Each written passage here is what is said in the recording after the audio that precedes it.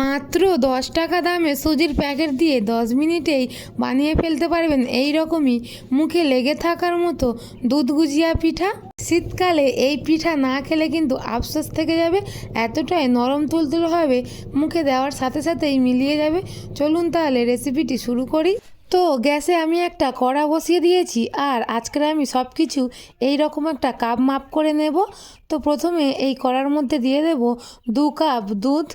তো দুধটাকে দেওয়ার পর এর মধ্যে দিয়ে দেব অল্প একটু চিনি আর স্বাদ মতো নুন। তো চিনি আর নুনটা দিয়ে দুধের সঙ্গে খুব ভালোভাবে মিশিয়ে নেব, আর এটা ফুটে আসা পর্যন্ত একটু অপেক্ষা করব। তো দুধটা খুব ভালোভাবে ফুটে উঠেছে। এখন সেই একই কাপেরই মাপ করে আমি নিয়ে নেব 1 কাপ সুজি। তো সুজিটা কিন্তু এখানে 1 কাপের জন্য 2 কাপ দুধ লেগেছে আমার। তো সুজিটা দিয়ে খুব ভালোভাবে আমি এখন নাড়াচাড়া করতে থাকবো। তো খুব ভালোভাবে নাড়াচাড়া করে নিতে হবে। তো সুজিটা এই দুধের মধ্যে কিন্তু একটু সিদ্ধ হয়ে যাবে। তো নাড়াচাড়া করতে করতে দেখুন সুজিটা একটা ডোয়ের মতো হতে শুরু করেছে। সুজিটাকে কিন্তু অনবরত নাড়তে থাকতে হবে, না হলে কিন্তু কড়াইয়ের নিচে এটা লেগে যাবে। তো এই যে নাড়াচাড়া করতে করতে দেখুন সুজিটা বেশ অনেকটাই কিন্তু একটা ডোয়ের মতো হয়ে গেছে।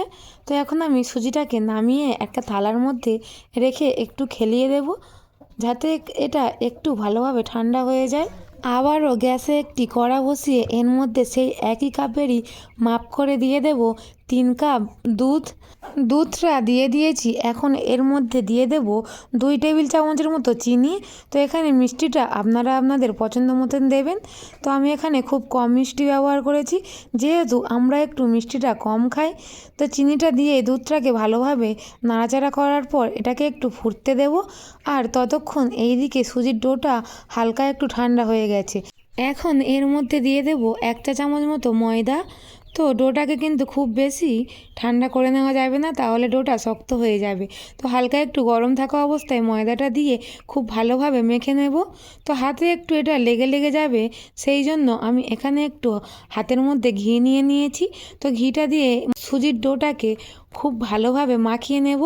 তো এই ডোটা যতটা সুন্দর মাখা হবে, গুজিয়াগুলো কিন্তু ততটাই নরম তুলতুলে হবে। তো আমি মসৃণ করে একটা ডো তৈরি করে নেব। একটা ডো তৈরি করে নিয়েছি। এখন অল্প একটু ডো থেকে লেচি কেটে নিয়ে হাত দিয়ে এইভাবে পাক খাইয়ে নিলে দেখুন হাতের মধ্যে আর লেগে যাচ্ছে না। তো এখন আমি গুজিয়ার শেপগুলো দিয়ে নেব। তো এইভাবে একটু লম্বা করে নিয়ে যেরকমই গুজিয়ার শেপ দেওয়া হয় ঠিক সেই রকমই গুজিয়াগুলো আমি তৈরি করে নেব। তো এই যে দেখুন আমার একটা গুজিয়া কিন্তু তৈরি হয়ে গেল। আমি একই রকমভাবে আরও একটা গুজিয়া তৈরি করে নেব।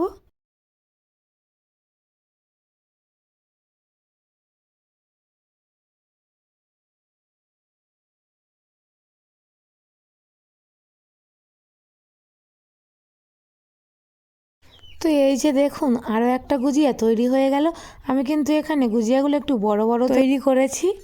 তো দেখুন সবগুলো গুজিয়া আমার একদম রেডি হয়ে গেছে, আর এই দিকে দুধটাও খুব ভালোভাবে ফুটে উঠেছে।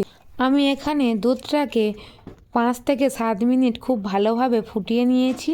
তো দুধটা কোনোভাবে কিন্তু একদমই পাতলা থাকা অবস্থায় গুজিয়াগুলো দিয়ে দেবেন না, তাহলে কিন্তু সবগুলো গুজিয়াই ভেঙে যাবে। তো দুধটাকে খুব ভালোভাবে ফুটিয়ে নেওয়ার পর এখন আমি এই ফুটন্ত দুধের মধ্যে তৈরি করে রাখা গুজিয়াগুলোকে দিয়ে দেব, আর হালকাভাবে একটু নাড়াচাড়া করে দেব। খুব বেশি নাড়াচাড়া করলে কিন্তু গুজিয়াগুলো ভেঙে যাবে। তো গুজিয়াগুলো দেওয়ার পর আমি দুধটাকে বেশিক্ষণ ফোটাবো না, 1 মিনিট মতো একটু ফুটিয়ে নিলেই হয়ে যাবে। তো 1 মিনিট ফুটিয়ে নিয়েছি, আর এই দুধ গুজিয়া পিঠেটা একদম রেডি হয়ে গেছে। এখন আমি নামিয়ে নেব। তাহলে দেখলেনই তো মাত্র 10 মিনিটেই তৈরি হয়ে গেল এই রকমই মুখে লেগে থাকার মতো একটা সুন্দর পিঠা। তো পিঠাটি কেমন লেগেছে অবশ্যই আমাকে কমেন্ট করে জানাতে ভুলবেন না। আর ভিডিওটি ভালো লাগলে একটা লাইক করে দেবেন, আর চ্যানেলটি সাবস্ক্রাইব করে পাশে থাকার অনুরোধ রইল।